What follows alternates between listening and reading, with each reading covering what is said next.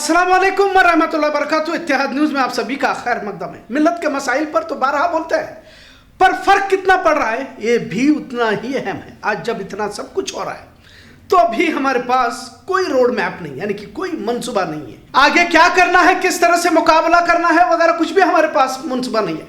खैर, मिल्लत की लड़कियां पढ़ रही हैं, लड़के भी पढ़ रहे हैं। लड़के थोड़ा पढ़ाई में पीछे कह सकते हैं, लेकिन वो भी लगे हुए हैं, पर इनके पास किसी तरह का कोई नज़्ब-उल-ऐन नजर नहीं आता। मतलब जैसे पहले जिंदगी जी रहे थे उसी नहज पर है।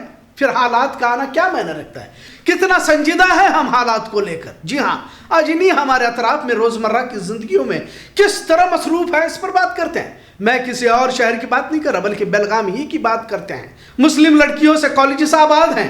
उमूमन हमारा सोचना यह है कि मुस्लिम इदारों में तालीम अच्छी नहीं मिलती। जाहिर है कुछ कॉलेजेस को छोड़कर जो अपने आप को अक्लमंद समझते हैं बड़े कॉलेजेस में अपने बच्चों को भेजते रहते हैं, और यही फिलहाल तस्वीर नजर आ रही है। वहाँ क्या हो रहा है, यानी कि कॉलेजेस में किस तरह का माहौल है, इसे अलग से बोलने की जरूरत नहीं है।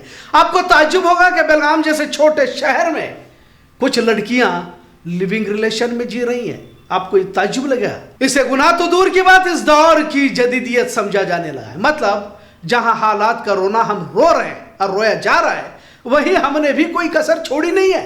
खैर, आज जिस मौजू की तरफ तवज्जो दिलाने की कोशिश करना चाहता हूं, मस्जिदों की बढ़ती तादाद। यकीनन अल्लाह के घर की तामीर करने का अजर बहुत बड़ा है और इसका हुक्म भी है, पर क्या सिर्फ तामीर ही एक काम रहेगा? क्योंकि बेलगाम शहर के तकरीबन मोहल्लों में मस्जिदों की तादाद बढ़ चुकी है, और अगर जरूरत से ज्यादा बढ़ी हुई है कहा जाए तो गलत ना होगा।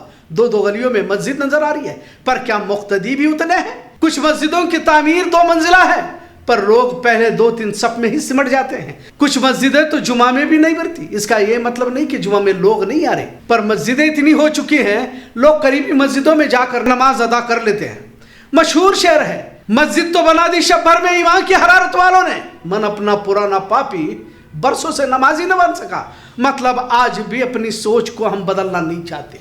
आज जबकि मुसलमान चारों तरफ से गिरता जा रहा है, रोजाना चारों तरफ से हमले किए जा रहे हैं, मुसलमानों के लिए जमीनों को तंग किया जा रहा है, इसके बावजूद आज भी उन्हीं पुराने ख्यालात पर है। पुराने ख्यालात से मुराद हम अपने आप को बदलना नहीं चाहते। यही कि हम लड़ना भूल चुके हैं, फिर शैतान से हो या फिर अपने नफ्स से हो या फिर दुश्मनों से हो।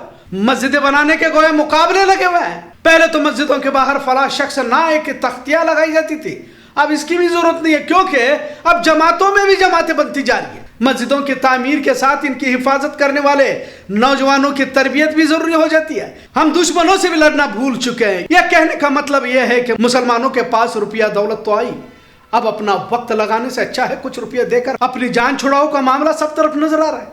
तो वही हिसाब किताबों में गफले आम बात बनती जा रही है। यहां तक अब सोच हो चुकी है चलो कुछ काम तो हो रहा है। खैर, मस्जिदों की बढ़ती तादाद से ज्यादा मुक्तदियों की तादाद पर कोशिशें हो तो बेहतर है। पर जहां हमारे घर जहन सोच जमातों में बढ़ चुके हो और एक दूसरे को गुमराह कहने तक हम पहुंच चुके हो, तो महज मस्जिदें तामीर करने से कुछ हासिल नहीं होगा, बल्कि एक मोमिन को दूसरे मोमिन के दिल से जोड़ना जरूरी हो जाता है। जमातों और मसलकों में घरों को बांट कर रख दिया। अपने ज़हनियत के लोगों को दावत देने वाले दावा तो कर सकते हैं कि हक पर होने का, लेकिन अल्लाह के नजदीक मुजरिम जरूर होगा।